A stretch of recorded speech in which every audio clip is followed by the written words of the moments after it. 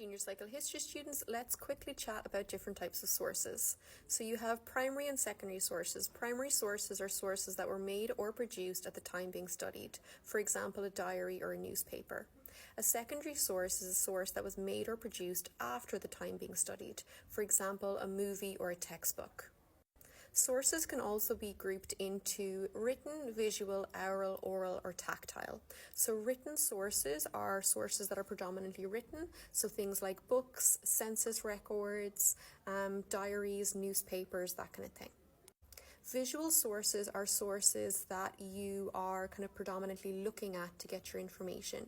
So things like movies, documentaries, paintings, photos, maps.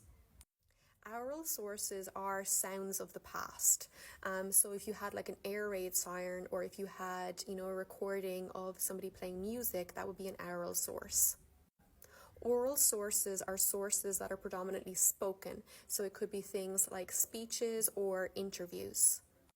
And tactile sources are sources that you can kind of touch or hold, in theory. Like, you can't go into museums and touch the sources, but anyway, so things like coins, tools, weapons. It's incredibly important that historians try to be objective, so it means they're not favouring one side over the other. Historians have to be on the lookout for bias, so that means when something is one-sided. So you want to try and find sources that are not biased. So they're trying to find like a middle ground. They're not favouring one group over another group. We all naturally are biased. We all naturally just would have kind of preferential feelings towards certain things.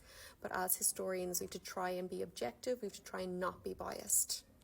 And then propaganda. Propaganda is the selective use of information to promote a particular point. Propaganda still exists today. Most media or marketing is propaganda. So for example, if a shampoo ad says 84% of people would recommend our product, that might be true, that might be correct, but what they're not telling you is that 16% of people would not recommend the product. So that's propaganda. It's selecting what information they tell you to try and make you think or feel a certain way.